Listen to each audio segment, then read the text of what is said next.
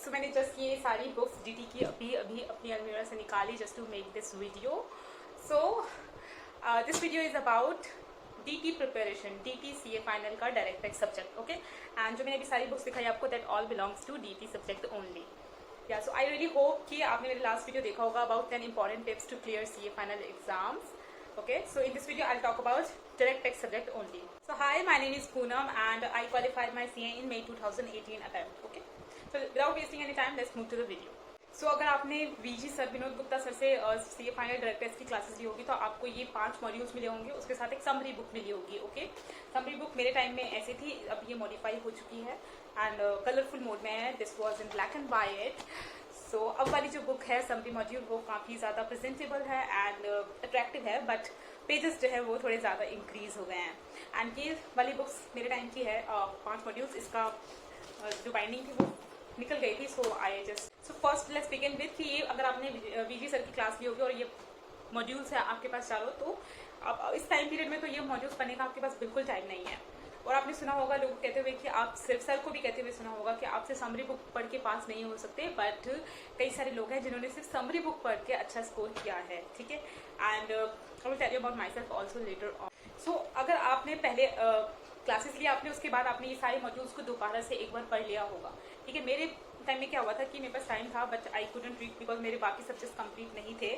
सो मैं सिर्फ 2 ही I think मैंने एक पीजीपी भी पढ़ा था एंड कैपिटल गेन से स्टार्ट किया था, देन पीजीपी, देन उसके बाद मैंने टीडीएस पे आई थी बट पूरा नहीं हो पाया था. देन असेसमेंट का तो मैं बिल्कुल ही नहीं पढ़ पाई थी इससे, तो मैंने ये असेसमेंट का पूरा का पूरा समरी से कंप्लीट किया. But later on I realise this mistake कि अगर मेरे पास टाइम कम था तो मुझे सिर्फ समरी बुक रेफर करना चाहिए. मैंने जो भी बताया वो मैंने अपने फर्स्ट अटेम्प्ट नवंबर 17 अटेम्प्ट की स्टोरी बताई आपको. ठीक है, लेकिन समरी बुक जो थी उस टाइम मैं अपनी समरी बुक को मैं बना रही थी इस तरीके से ताकि मैं 1 डे बिफोर जो एग्जाम होता है उसमें रिवाइज कर सकूँ. ठीक है, मैंने इसको काफ़ी कलरफुल कर दिया था सी डिफरेंट कलर्स के हाइलाइटर से, और इसमें मैंने कई सारे स्टिकी नोट्स लगा दिए थे बीच में. ठीक है, तो समरी बुक को मैंने इस तरीके से बनाया था कि इसे रिवाइज कर सके या फिर वो बुक्स मुझे दोबारा से रेफर करने की जरूरत ना पड़े. ठीक है, ये जो बुक्स है पूरी 4 मॉड्यूल्स है वो काफ़ी डिटेल में है. सो समरी बुक में वो सारी चीज़ें हैं जो कि एग्जाम को क्लियर करने के लिए रिक्वायर्ड है. ओके, सो इस बुक में अगर आपने कुछ भी अपने नोट्स नहीं डाले हैं तो आपको क्या करना है, समरी बुक को कैसे बनानी है जिससे कि आप सिर्फ समरी बुक को पढ़ के ही क्लियर कर सकते हैं. ठीक है, सबसे पहले तो आपने चारों मॉड्यूल्स में क्लास ली होगी विजय सर से, तो चारों मॉड्यूल्स में आपको सर ने नोट्स लिखवाए होंगे. ठीक है, पेन से कई सारे नोट्स लिखवाएंगे. तो सबसे पहला काम आपको करना है कि आपने अगर नहीं किया है तो आप इसको फटाफट कर लेना. ठीक है, कि जो भी मेन मॉड्यूल्स में नोट्स लिखवाए हैं सर ने उसे आप समरी बुक में इनबिल्ट कर लें, क्योंकि कई सारे इंपॉर्टेंट नोट्स सर ने बुक में लिखवाए हैं जिसे कि आपको समरी नोट पढ़ते टाइम वो आपको क्लिक करना चाहिए वो पॉइंट. ठीक है, तो मैंने वही चीज़ करी थी. मैंने पूरी समरी बुक में सर के सारे नोट्स मैंने इसमें इनबिल्ट कर दिए थे. ठीक है, ताकि मुझे सर का जो मॉड्यूल है मेन मॉड्यूल वो मुझे दोबारा से रेफर करने की ज़रूरत ना पड़े. ठीक है, मतलब फर्स्ट टाइम में जब क्लियर नहीं हुआ था तो मैंने सेकंड अटेम्प्ट में मैंने इन चारों मॉड्यूल्स को बिल्कुल ही रेफर नहीं किया था. ऑफकोर्स इतना टाइम नहीं होगा.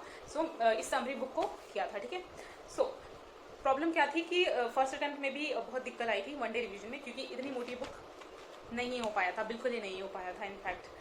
ठीक है, तो बहुत ही बुरा एक्सपीरियंस रहा. ओके, फर्स्ट अटेम्प्ट नवंबर 17 में बहुत ही बुरा एक्सपीरियंस. तो उसी टाइम करते करते जब नवंबर 17 का प्रिपेयर करी थी तब मुझे भंवर बुराना सर के बारे में पता चला. उनके यूट्यूब पे वीडियोस काफ़ी हाईलाइट हो रहे थे, काफ़ी अच्छे व्यूज़ आ रहे थे, तो मैंने भी उसको देखा. देन आई रियलाइज कि वाओ इट्स रियली गुड. सो उनका जो समरी लेक्चर्स था वो मैंने देखा एंड देन मैंने उससे लिखना भी स्टार्ट कर दिया. जैसे जैसे वो बोलते थे, जैसे जैसे वो बोर्ड पे लिखते थे, जैसे शॉर्ट नोट्स बनाने लगते. ओके, सो इम्पॉर्टेंट ये होता है कि आप क्वेश्चंस कितनी करते हो, क्वेश्चंस की प्रैक्टिस कितनी करते हो.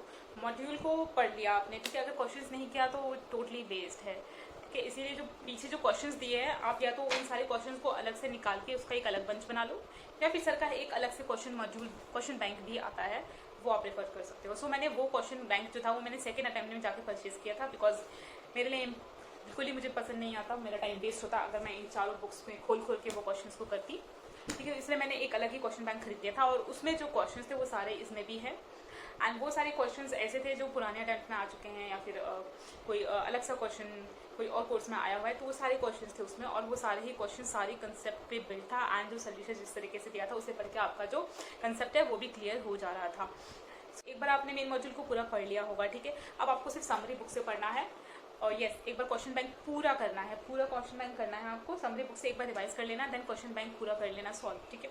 तो क्वेश्चन बैंक में क्वेश्चन पे मार्क कर लेना कि कौन सा क्वेश्चन आपको रिवाइज करना है बिफोर 1 डे, बिकॉज कुछ क्वेश्चन होते हैं जो बिना देखे नहीं ध्यान में आ पाते हैं। Okay, so in terms of faculty both are good. Bhanwar Khurana sir और वीजे सर दोनों ही बहुत अच्छे हैं, दोनों की बुक्स काफ़ी अच्छी है।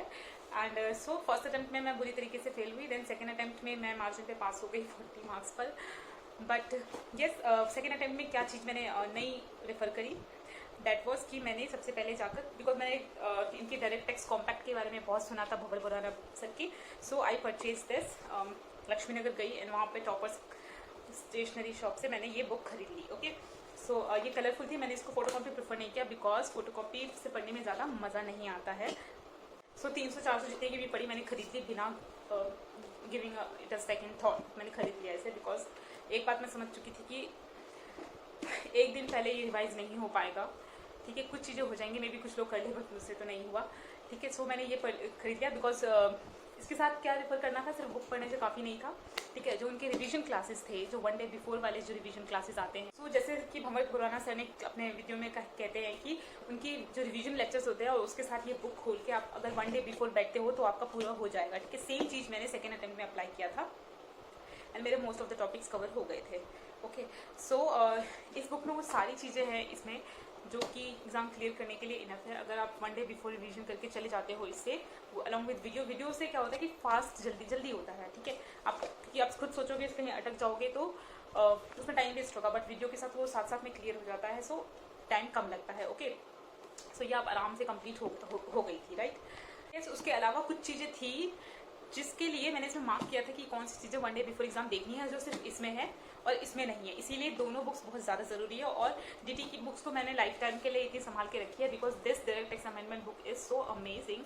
इसमें सर ने सारी चीज़ें दी है, ठीक है। अगर इससे भी ज़्यादा डिटेल में जाना है तो मैंने मॉड्यूल इसलिए संभाल के रखे हैं because I have a interest in direct tax, so मैं डायरेक्ट टेक्स्ट बुक को हमेशा संभाल के रखने वाली हूँ, ठीक है। सो सेकेंड अटैम्प्ट जब हुआ तो वीजी सर से क्लासेस ली थी, तो अमेंडमेंट क्लासेस भी हुई से ही लेना था, तो उन्होंने एक और बुक पकड़ा दी डायरेक्ट टेक्स्ट अमेंडमेंट, एंड उस टाइम इतने अमेंडमेंट्स आए थे मई 18 में, तो इतनी मोटी बुक बन गई थी, ठीक है। तो इस बुक को फिर पूरी कवर करी, कैसे कैसे टाइम निकाल के कवर किया, ठीक है। तो इसका तो मैंने अलग से नोट नहीं बनाया, बट स्टिल एक अलग पेपर पे मैंने लिख लिए थे कि कौन कौन से इंपॉर्टेंट टॉपिक्स हैं, ठीक है। उसके बाद आता है हमारे पास केस लॉज, ठीक है। एंड ये सेकेंड अटैम्प्ट में मैंने एक और चीज़ करी थी, बताया था जैसे कि मैंने आपको बताया कि मैंने क्वेश्चन बैंक खरीद लिया था वीजी सर का, और वो सारे क्वेश्चन बैंक को मैंने सॉल्व किए थे। वो सॉल्व करना बहुत ज़रूरी था, मैंने फर्स्ट अटैम्प्ट में हार्डली 1-2 क्वेश्चन सॉल्व किए होंगे, बट ओके। उसके अलावा आता है केस लॉज और अमेंडमेंट्स, ठीक है। तो वीजी सर भी ऐसे केस लॉज के चार्ट्स निकालते हैं, या सभी में भी निकालते हैं अपने वेबसाइट पे। सो ये मई 17 का केस लॉज स्टार्ट था, ये भी काफ़ी अच्छा था, इसे भी पढ़ लिया था, ठीक है। फिर उसके बाद तो मैं उसे, ये तो वैसे फ्री मिलती है आपको उसके साथ डायरेक्ट टेक्स्ट कॉम्पैक्ट के साथ, सो इसको मैंने पढ़ा तो काफ़ी अच्छा लगा, काफ़ी अच्छी प्रेजेंटेशन है इसमें। साथ आपको यूट्यूब पे एक वीडियो भी मिल जाएगा जिसमें वो केस लॉ का पूरा करवा रहे हैं इसी बुक से, तो आप आराम से दोनों साथ में देखिए, सारे केस लॉज आपके कवर हो जाएंगे इससे, ठीक है। तो आपको केस लॉज कहीं और से कहीं से रेफर करने की ज़रूरत नहीं है, ठीक है। सो इससे पहले वाली जो वीडियो थी मैंने उसमें आपसे हैंडी नोट्स के बारे में बात करी थी, सो इस तरीके के हैंडी नोट्स मैंने प्रिपेयर किए थे। जैसे रिवीजन वीडियोस देखते हो तो उसके साथ भी कुछ ना कुछ लिखने की आदत होती है, सो लिखते टाइम ना माइंड में ज़्यादा बेटर तरीके से फिट हो जाती है। सो वीडियो देखते देखते साथ साथ में लिखती भी थी, ठीक है। कोई इंपॉर्टेंट चीज़ नोट कर लिया एंड सेक्शन, ताकि सेक्शन भी याद हो जाए, बिकॉज सेक्शन का याद होना भी इज़ वेरी इंपॉर्टेंट। सो इस तरीके के हैंडी नोट्स भी मैंने प्रिपेयर किए थे, ठीक है। और हाँ, ये केस लॉस के चक्कर में कई सारे वेबसाइट्स को मैंने रेफर करी थी और कई सारे नोट्स मैंने कलेक्ट करे थे। That was a big mistake, like I said कि आपको जगह जगह से पता चलता है अबाउट डिफरेंट नोट्स, एंड आपको मन करता है कि आप भी ट्राई करो। सारी चीज़ों को रेफर करने से अच्छा है कि आप अपने खुद के हैंडी नोट्स बना लो, ठीक है। वैसे तो डायरेक्ट टेक्स्ट के नोट्स बनाने की जरूरत नहीं है, but handy notes are very important. जैसे मैंने बताया कि आप कई सारी चीज़ें सर्च करते रहते हो यूट्यूब और गूगल पे, तो मैंने भी वही चीज़ें करी थी और मैंने कई सारे चार्ट्स वगैरह सर्च कर लिए थे। तो ये चार्ट्स अच्छे लगे मुझे, इसीलिए मैंने सोचा कि इसे वॉल पे लगा के इसे डेली रिवाइज करूँगी। लिमिट्स वगैरह थी, बिकॉज लिमिट्स भूल जाते हैं हम कई बार, सो लिमिट्स का याद होना बहुत ज़रूरी है। सो वो याद करने के लिए आपको रेगुलर उस चीज़ को देखना होगा, या तो उसे डेली पढ़ना होगा। सो मैंने इसे वॉल पे पेस्ट किया था, इस पर अभी भी टेप लगा हुआ है, ठीक है। ओके, सो ये इसी तरीके की शॉर्ट चीज़ें मैंने बनाई थी, लाइक यू सी। ये पूरा TDS का है, तो मैं कोड पे लिख दिया करती थी, ये पूरा TDS और TCS का चार्ट है। कहीं से मुझे मिला था ये किसी वेबसाइट से, मैंने इसे वॉल पे किया पेस्ट किया था, तो इससे लिमिट्स जल्दी याद हो जाती है, ठीक है। कुछ कुछ चीज़ें हाँ अच्छी भी मिल जाती है, बट बहुत सारी चीज़ें रबिश होती है। तो next about mock test paper and revision test papers, ठीक है। Mock test papers and revision test papers में आपको कई बार 2-3 क्वेश्चंस अलग तरीके के देखने को मिल जाते हैं, या किसी क्वेश्चन जो हो सकता है कि सिमिलर हो बट उसमें 1-2 पॉइंट नया ज़रूर होता है, आप नोटिस करना कभी।